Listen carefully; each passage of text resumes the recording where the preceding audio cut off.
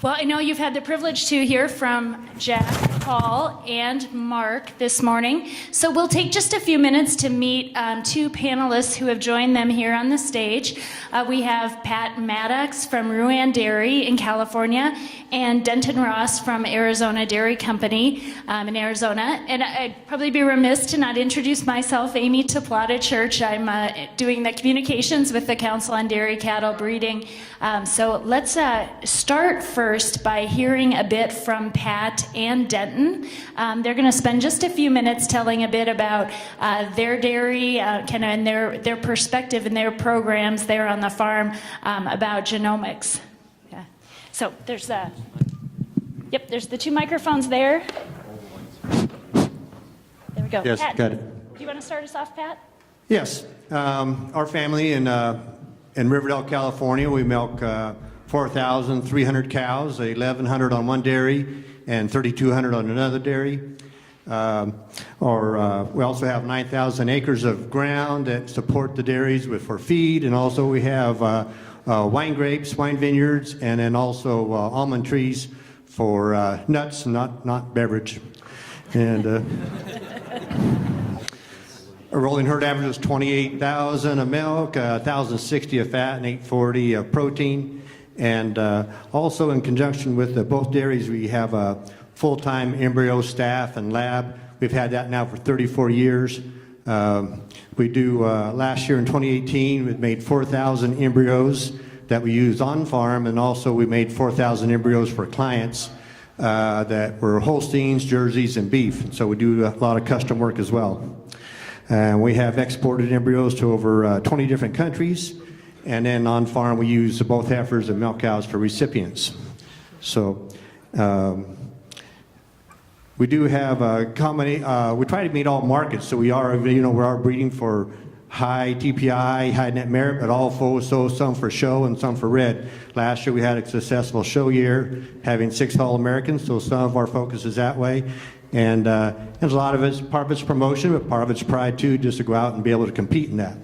As far as on the genomic side, we've had some success there as well.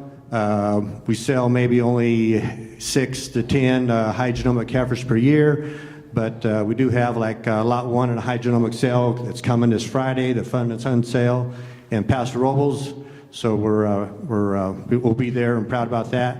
And also we've sent a couple bulls the eye just in the last month, and so we're able to compete that way as well. As far as genomics, we were testing about 2,200 females per year. That's been pretty steady for the last 5 years. And we test about 60 to 70 males as well. I was checking our total numbers. We've now tested, we have genomics on over 13,000 females and about 300 males. So we've done quite a bit. And we use our genomics in different ways. We are selling our bottom 10% of our heifers. We'd rather get those out early instead of waiting until they hit the milk string. And there's different ways we do that, but we don't just draw a line and take off the bottom 10%. We're looking at ones that have big negatives, like in stillbirth, DPR, udders, low milk, stuff like that. And then also we use it to, of course, determine heifer donors, also to which heifers, the next rung of class of heifers will get sex semen, and then the rest of them are recipients. And then we're also using our males, the ones that don't go to AI, where we collect 8 to 10 bulls a year, and we use that semen back in our herd for cleanup semen. So we're able to use it that way as well. And then we also use the genomics on springers, just sort of like to pre-sort the springers before they enter the milk stream. And so there's quite a few different ways we do that. So. Yeah, thank you, Pat. And now Denton Ross. Yeah, my name is Denton Ross. I'm Arizona Dairy. We milk about 6,000 cows in the Phoenix area. My immediate family, my brother and my stepdad, kind of took over management of the dairy in about 2009, which was a fun year. That big downturn really encouraged us to get involved in the daily management of the dairy, and so we began to look at different aspects of the dairy and how we could improve. And we started with the biggest one, feed, and went on to labor. And then more recently, we decided to focus more on genetics, where our the way we used to look at sires and the way we would select sires was how cheap could we get the semen. And instead of getting bulls from the back of the sire catalog, we kind of went to the front then and started using better bulls. And then we tried to figure out ways where we could get better at that. So we began genomic testing a few years ago. And then we began to, we built a lab on the dairy and we started aspirating heifers in August of this last year. And so we're doing that now weekly and doing the IVF stuff and implanting embryos every week and see where that goes. Good. Yeah, thanks, Denton. Well, we have about 40 minutes here before lunch, and we'd like to ask some more specific questions of our panelists here. I have a couple questions to start off, but really my goal is that you're asking more questions than I am. So think about those questions. We do have Jose and Javier with microphones. So if you have a question, just stand up or raise your hand, give a wave, and they'll come to you so that we can all hear the question. Okay, so while you're thinking of that, we'll get started. And for the panelists, if you have a question that you'd like directed to someone specifically, please mention that. And then we'll just count on the panelists to kind of jump in and all share their perspectives as appropriate.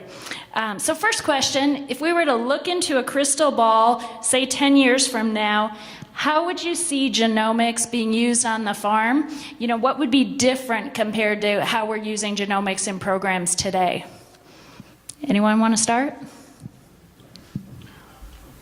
Well, yeah, since I'm on the farm, I guess we'll start with me. But like I said, we're using it heavily now, but going forward, I think, and as we get more of these traits in, definitely it's going to help us out on the health traits. They're just now entering their importance. And I think it's going to go deeper into the health traits and not in productive life. You know, what makes that cow healthy? You know, which ones have resistance, you know, to mastitis, to hairy foot warts and stuff like that. And so that's what certainly we're waiting for, is certainly getting to that problem-free cow and going down that life as for what makes a healthy cow and a great cow. Yeah, I mean, the way we use, I guess I didn't go into how we use the genomic test that we get, and it's the same similar situation. I didn't repeat the same with what Pat was doing there. We're selling the bottom animals, using the middle animals for recipients, and then taking those high animals and making sure they get sex semen on the first service. But yes, as new traits come along, we're going to be able to utilize that data more and more, and we're looking forward to that. All right, my crystal ball was just that a lot of the other producers would start using the same techniques that Pat and Denton have already said that they're using, because we still, you know, some of these technologies take a while to catch on, and the things like using more sex semen, breeding to beef, culling calves right away in the beginning, and those technologies, from the standpoint of what is our database going to look like, you know, we have to sort of forecast how much of that, how many producers will be adopting those technologies, and to plan ahead for that. Sometimes our existing trait definitions and the way we calculate things are affected a lot by what kinds of data come in. And so I don't have anything really earth-shattering, other than I expect 10 years from now that a lot of the farmers are going to learn the tricks and tools that you guys already have. Maybe one thing that could affect us more is the gene editing, and that's something that we could do. You know, the technology is there to do it tomorrow if it was approved. The question is the politics and social aspect. Are the consumers going to revolt and say, we've seen a big decline? Would they just abandon our product if they think that it's somehow not according to the natural definition they're used to? I think gene editing, to me, you see all these natural mutations happening all the time, to fix them, I would think the consumers would want us to do that, but that's hard to predict. Others with your crystal ball. I asked one of Paul's colleagues, Dr. Cole, a crazy question. He said he'd think about it and get back to me. So on the day that you collect all your DHIA samples, so you have somatic cell counts on every animal, could you take a sample from the bulk tank and adjust it by the somatic cell count of each cow and tell what the genomics was for the entire herd with one sample?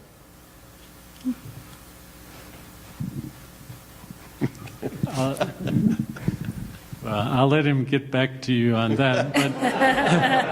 But a problem with a lot of the things we would like to breed for requires some incentive to flow through the, from the consumers back to the, if they want healthy milk, is there a way that we can provide incentives?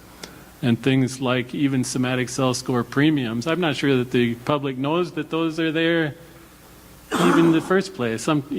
Somehow we have to get the message out and the price payments back to get a closer connection between what the public wants and what the farms are delivering. I can add a little bit. Yeah, going back to your the CRISPR technology, and instead of making a female that's $7,500 net merit, you make a male that's $7,500 net merit. And I don't know how many CRISPR techniques that would take in these days, but we have the technology and it's getting there. But I mean, the bull is the one that produces the product, so you use the male side and then the female side produces milk, and they're not GMO'd, their sire was. So. I think this is just a little bit different than some of our technologies that have come along. As Pat mentioned, I think that, they'll be adopted over time, clearly, but there's some kind of distribution. There are early adopters, there are midstream adopters, and then there are those that adopt at the tail end. Those that adopt at the tail end seldom flourish. Some that adopt at the very beginning don't always, because they've bet on a technology that didn't really pan out. I think that the science on this one is incredibly good, so it's different from that point of view. What we really have to do is to think about whether the relative cost of doing this in my herd is worth the benefit. And that's just a little bit different. We don't have to debate so much the technology itself. It works. Thank you. What questions do we have? Javier and Jose have the microphones and can come to you. Yeah. One there and one here.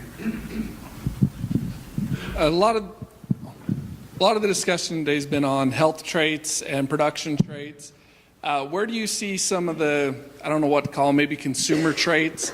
Poll genetics, tail switch that has less hair on it, some of those things that there's not necessarily a lot of value to the dairy industry, but there's a lot of value on the consumer side.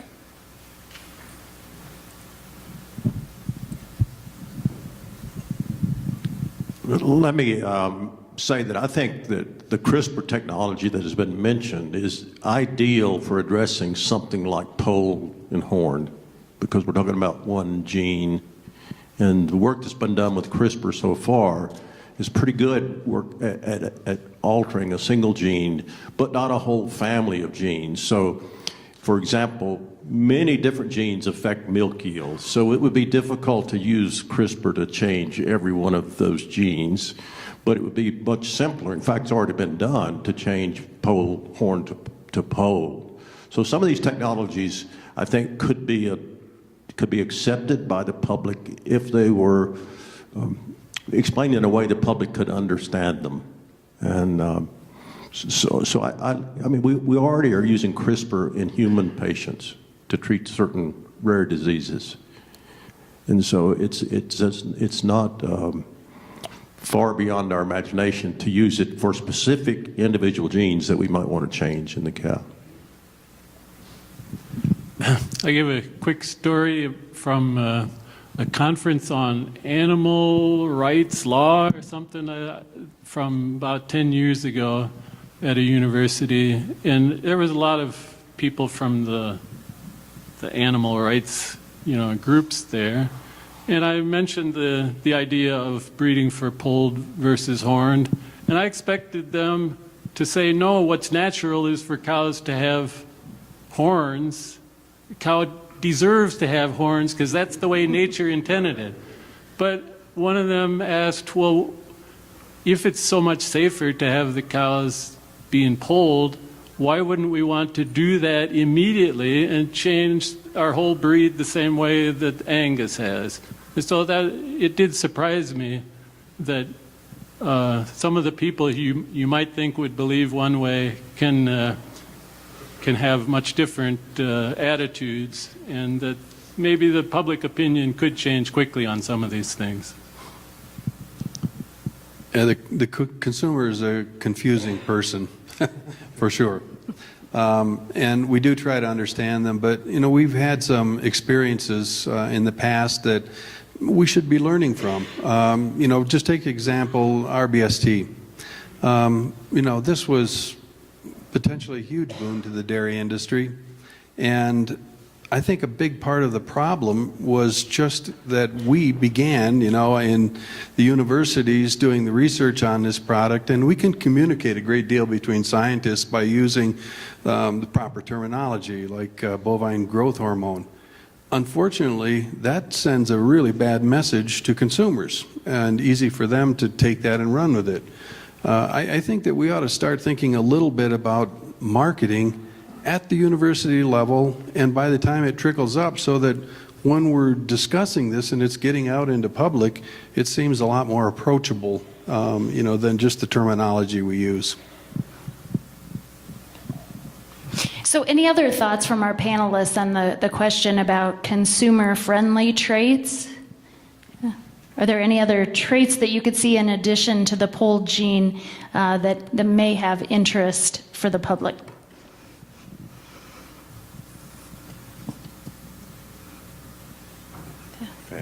I'd throw out one because I don't know much about it, but what about enteric methane? If we're trying to sell, something like, a lower carbon footprint.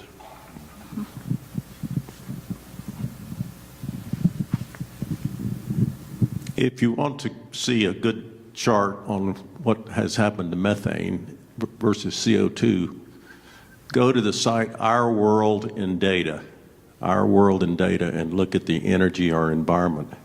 What you'll see over the last 30 years is that CO2 has gone up several fold and methane has essentially stayed flat, adjusted to a CO2 equivalent basis. So this argument about methane from cows has no data to support it, if you actually look at the world data.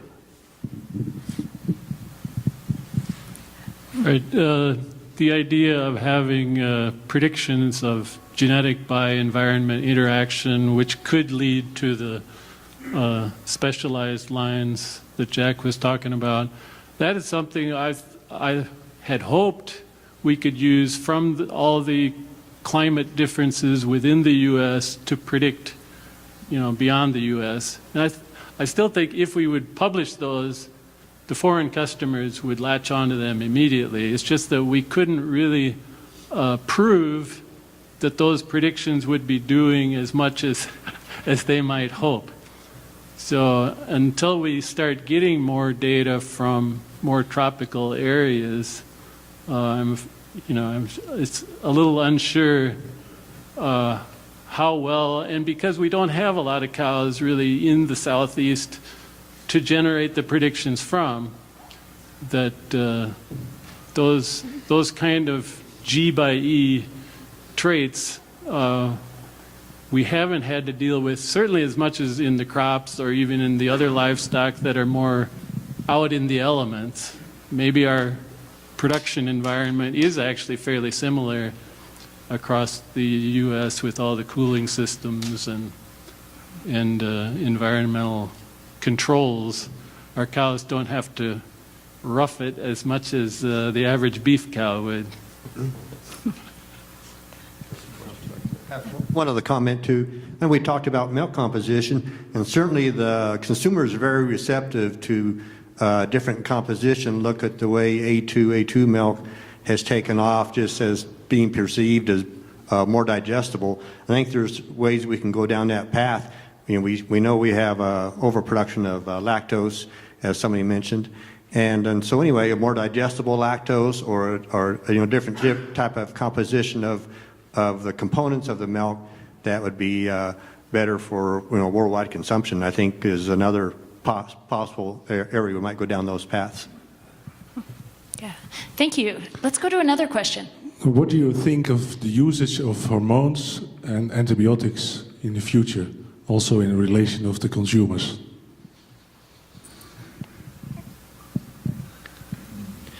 Sir, yeah, we've been hearing that they're on maybe there'll be sunset on them as far as when we might not be able to use them down the road, and so certainly it's a concern. Part of that, like I said, is using the terminology and of letting them know how we use it and you know if it really affects the milk or how much it goes into the milk production or not. So anyway, it's certainly a concern for producers as well. Yeah, definitely a concern for producers, and I think the key is, again, like we were talking, how we communicate that to the public, I think is key.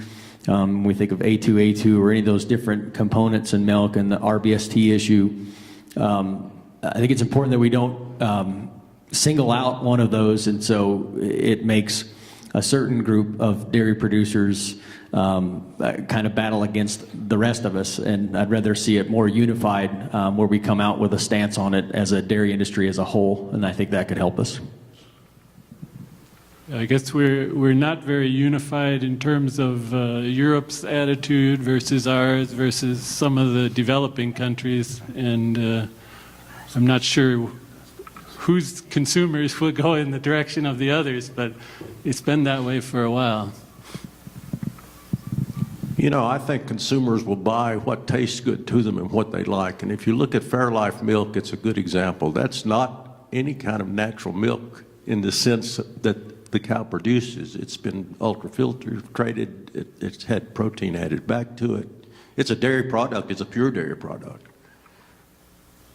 But why hasn't someone else started making the same type of product that the consumers are paying more for and purchasing a lot of? I mean, so sometimes I think we're a little bit slow to see what consumers actually want and respond to it.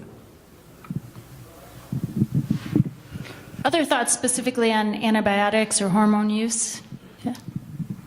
Yeah, to come back to the question. In terms of hormone use and antibiotics, I don't know about hormone use. I've heard a couple terms used that is a lot more appealing to the consumer than the term hormone.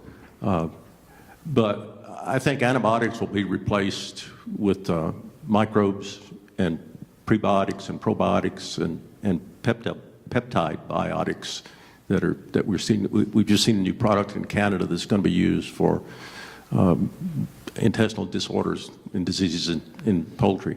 So it's a natural peptide. So I think we'll replace antibiotics with a lot of natural products in the future. I know there's a question here, and if you would, Joel, state your name too as you ask your question. Joel Hastings with Dairy Business. I'm going to shift gears a little bit here. For the two dairymen, Pat and Denton, in your use of genomics on your herd, I didn't hear any discussion from either one of you about any consideration of using beef bulls. That seems to be kind of the latest trend, if you will, or at least the latest discussion point. Could you tell us about that, whether you are or aren't, and if so, why or why not? Yeah, we are using beef semen. Pretty much all our third lactation cows get beef semen only. The thing is, when we started down this genomic road and the IVF facility, we realized we have a bunch of uteruses to utilize, and we want to make babies that are valuable. And right now, Holstein heifers aren't, Holstein bulls certainly aren't. And so we want to capture that value the best way that we can and only produce the amount of heifers that we need for our own replacements. and then utilize the rest of those uteruses for something that somebody else may need, whether that be beef embryos. We have a few beef embryos in right now, or beef semen, and selling those crosses for the beef market. Yeah, as to date, we haven't yet. We are looking at it. I mean, because we do sell some of our excess bull calves, but you know, in using, of course, as much as we can on the embryo sex semen. So we have an excess of heifers and don't need the bulls. So we are looking at it. But like anything, it's going to be a supply and demand. And the only reason to go to it is when there's a premium for those bull calves. And as they fill up that, there's already, I'm hearing some pushback from the beef guys if they're going to maintain that premium. And now they're saying, hey, this just can't be any black bull. It's going to have to be a pretty good black bull to continue getting that premium. And then we'll see where those premiums go. So it's you know, it's going to be market driven. So.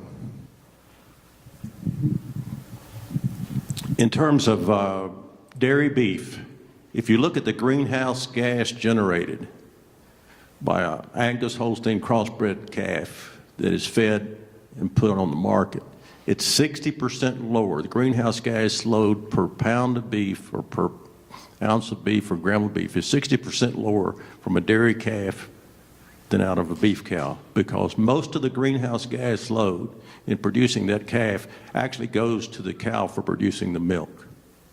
And so if the industry was really innovative, we would create a low greenhouse gas beef product coming out of dairy cows and put them in a feedlot and market if the consumer is willing to pay for that. We really find out whether the consumer is willing to pay more for a low environmental impact product. But that's the values. Those numbers are out there. So I talked to a producer about producing low greenhouse gas organic beef, and his response back is the organic market for beef right now is not sufficiently high that I can make any money doing that.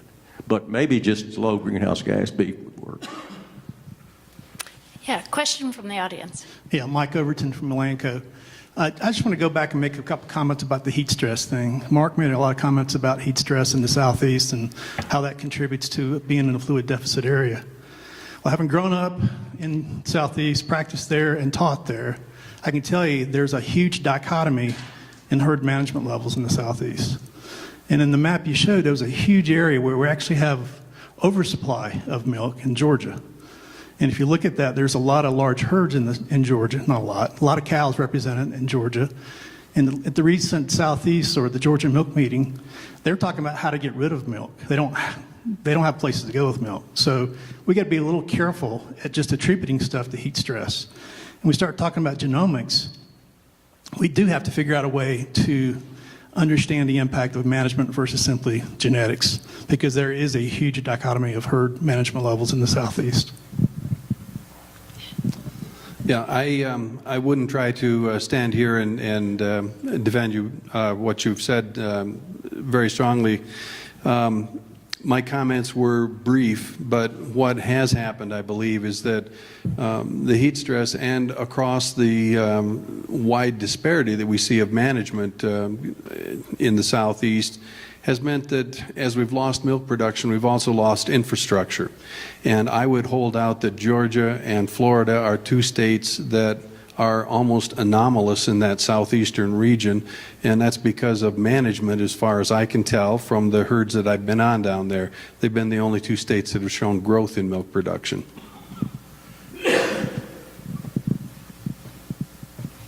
Other questions? Yeah. Can we have a microphone here? Scott Bentley with World Dairy Expo. Back to Joel's comment regarding beef. Do we see a need for genetic evaluations with beef included into those evaluations? We're starting to see crossbreed evaluations coming in, but if we're going to address beef seriously as an industry, do we need that in our genetic evaluation? And is that possible?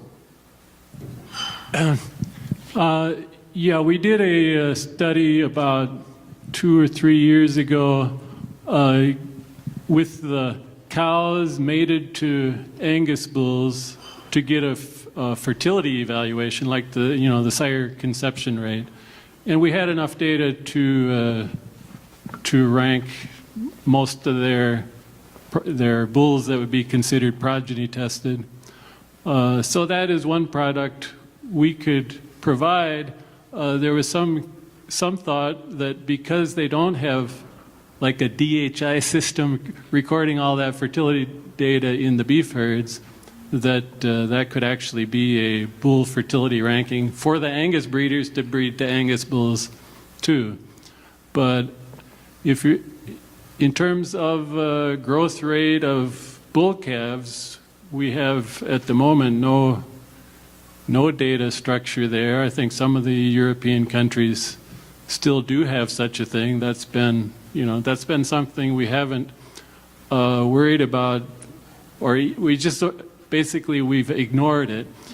And maybe this idea of breeding dairy cows to Angus bulls, maybe we should congratulate our colleagues over at the Angus Association for these 500,000 genotypes. For many years, maybe they did not make enough progress. The dairy breeders felt like, they've got some, a product which is way better than our Holstein steers can do, but that may have changed due to faster progress in the Angus breed.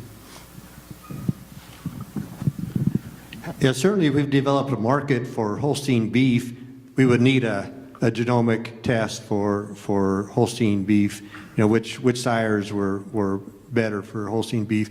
And it might become, and I saw an article in the LA Times, and there were a lot of the top steakhouses in LA, there's a number of them, a few of them, that were using only Holstein beef, prime Holstein beef, and they had a big article on why they liked it. And one of the big meat markets, the meat seller was Flannery Beef in the Bay Area, but it was all Holstein beef. They're doing dry aged New York steaks, and anyway, so if that develops farther, then it would help to have a genomic test for Holstein beef.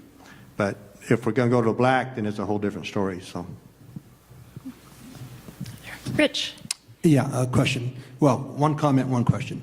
Richard Denier, we milk about 1,000 cows in California. My first comment is that I think, Mark, you had mentioned about 2014, very high price of milk, and all of a sudden started going like this. And I think you would agree there were two other things, though, that happened, I believe, in 2015. One is in March 2015, the EU removed their quotas. EU production takes off. Also, we had Russian sanctions, I believe, that summer. And all of a sudden, EU couldn't ship milk to Russia. So it went to Asia and elsewhere. So I think that had a very big impact on our price of milk going down as opposed to, $25 milk or whatever. Here's my question, though, because we got 5 really smart people up there. Okay, so if consumption only increases 22%, why do we increase production 43%? I think that's relatively straightforward, is that if we are buying into the opportunities that exist to have customers outside of our borders, then we have a real opportunity to sell to them. But, we're a little over a decade really being a significant exporter in world markets. We're young. We still don't understand our customer as well as we should. We still need to make sure that we're producing the kind of product that they want and can get to them. So I think we do have sales opportunities, but that growth is not just domestic growth, it's export growth. Yeah, there was some mention about supply management, and when we've been very, very bad at that as far as developing the market, then filling the demand instead of we're just doing supply and not looking at the demand or what the market is. And so certainly the dairy producers in the U.S. have not ever gotten together and marketed their milk uniformly in a smart manner. So.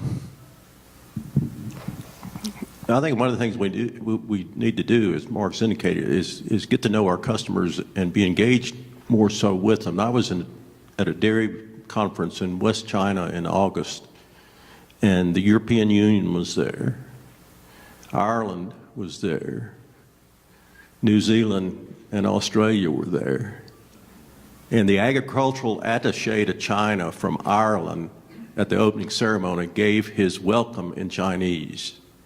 There wasn't anybody from the United States there promoting our products.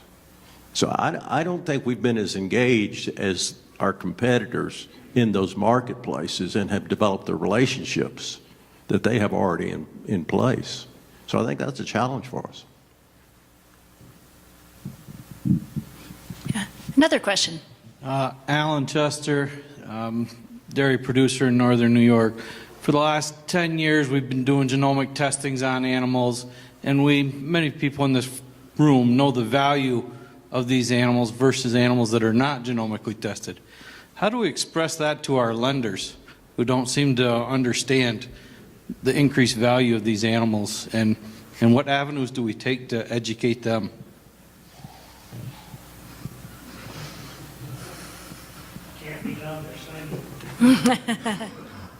I guess we need more lenders in the audience at meetings like this.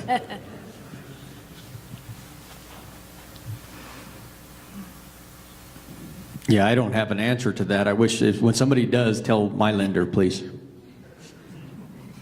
We'll open that up. Any thoughts from around the audience? Yeah, our lender, all he cares about is that we also have almonds along with the dairy cows. So. Yeah, question. Yeah, with genomic selection, we had tremendous progress over the past 10 years. And looking forward to the next 10 years, how we want to manage genetic diversity with the speed that we are going in selecting top bulls, and shrinking or like the genetic diversity in terms of inbreeding. Well, when we started with having all these young bulls available, there was some thought that the inbreeding would not build up as much because the bulls are not used so long.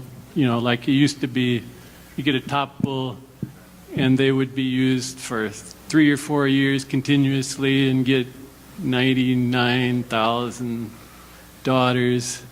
And some of that is still happening. But I think even with the fast turnover is the problem now, that even though we don't use a bull as long, the fact that the generations are going twice as fast means that the inbreeding is also increasing.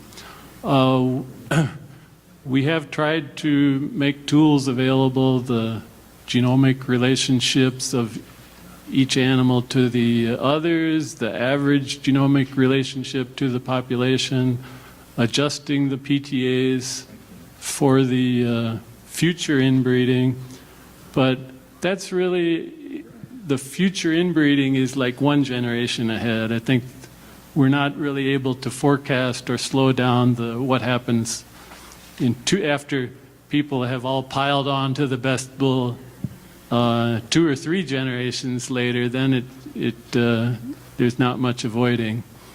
So I don't have I've been asked that question before. I don't have a great answer for it, but there needs to be incentives for people to use other animals than just number one. Everybody can't have daughters only of the number one bull in their herd, or would be in big problems the next generation.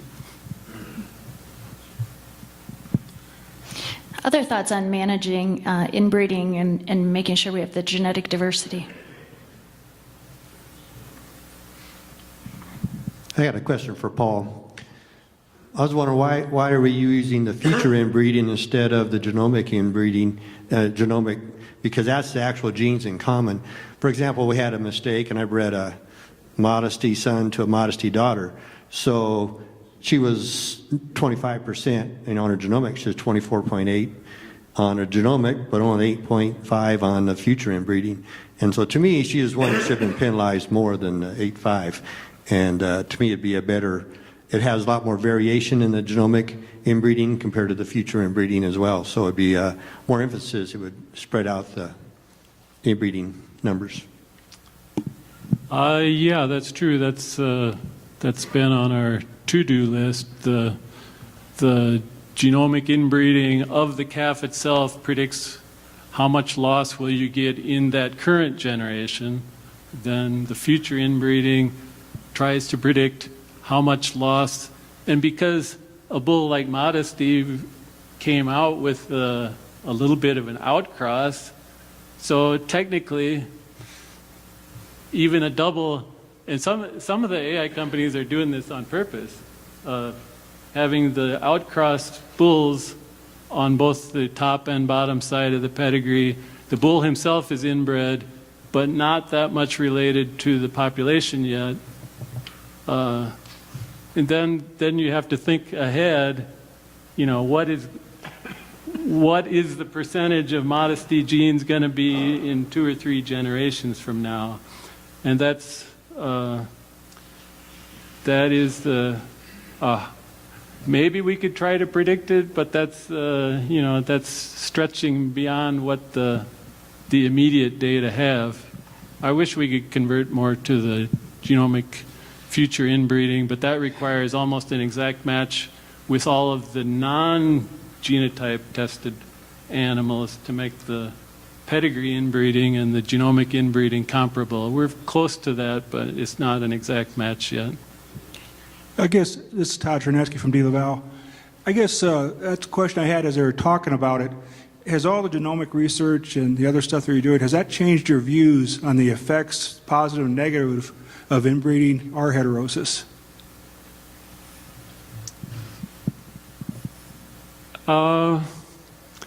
Yeah, these the recessive haplotypes. Okay, people think about that. Those, you know, we've discovered these major bad conditions, but they actually don't drive the process. It's really a lot of genes, each having a poor effect when they're homozygous, and that's true of many different traits. And so it's something we have to, you know, as we select and improve the population, we're always going to have some inbreeding loss. The genomics, I think, is actually fairly close to in line with what we had expected from pedigree inbreeding. It's just happening faster now. Anything else? Yeah. We'll take one more question from the audience. Yeah, I saw a question here.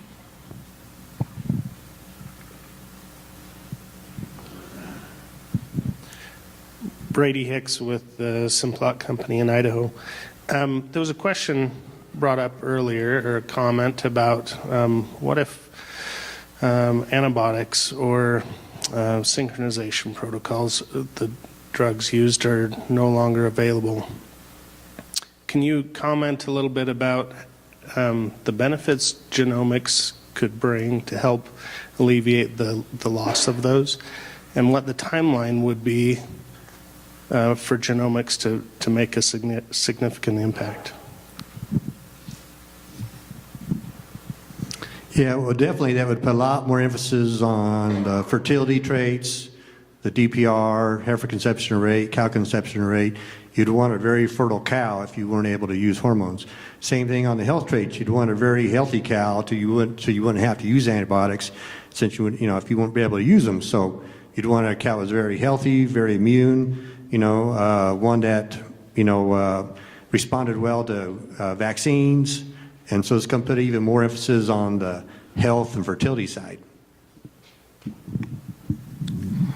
Dr. Pam Rugg, who is at the University of Wisconsin and is now at Michigan State, published a lot of papers for studies in Wisconsin on organic herds versus non-organic herds. The organic herds, of course, cannot use antibiotics. There's lots and lots of data on the health traits and diseases, culling, and so on.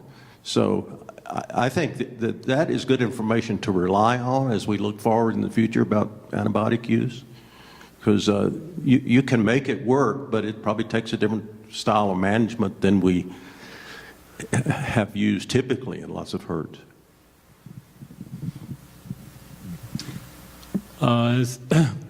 As Pat said, the shift in traits, you know, would be the immediate reaction, but the shift in our national database takes a lot longer to happen. It's the average of what the farmers are doing now, and if all of a sudden it was required or farmers chose to do something different, our predictions would still be geared mainly on that historical data under the previous conditions.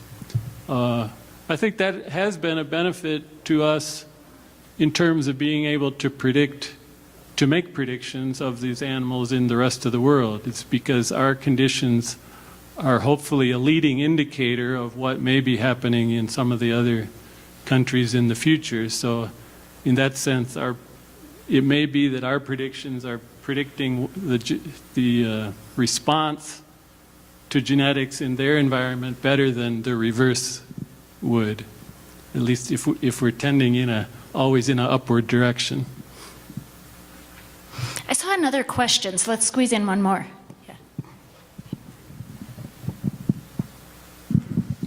Thank you. I actually got two.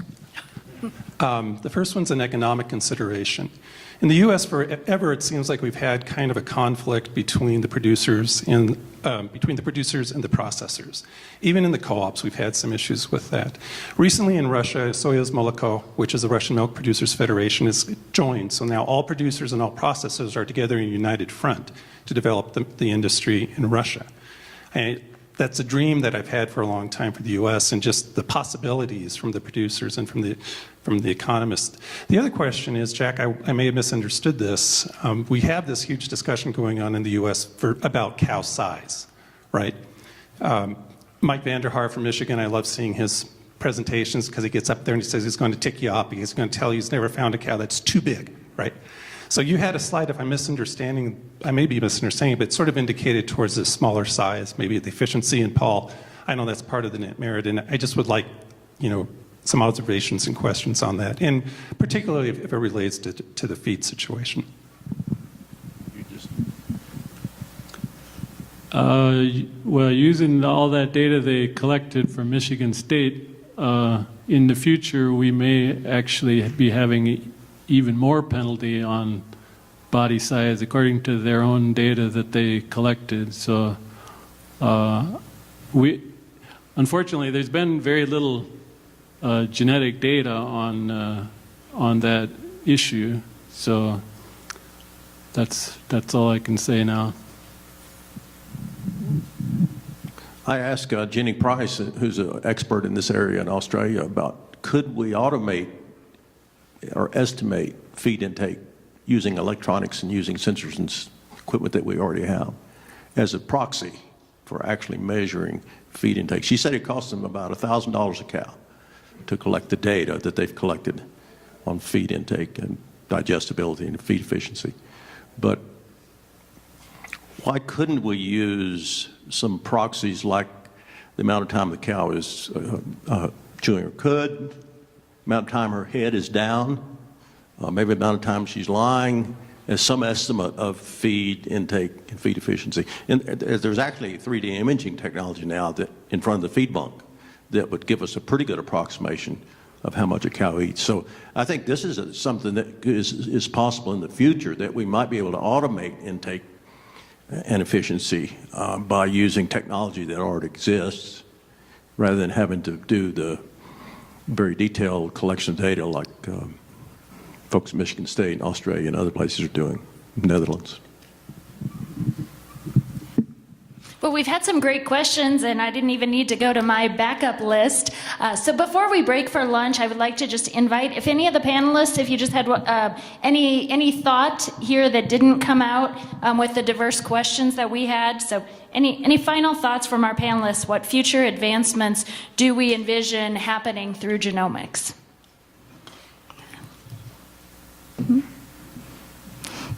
Either we exhausted it or we're ready for lunch. Yeah. So join me in giving a hand to our panelists.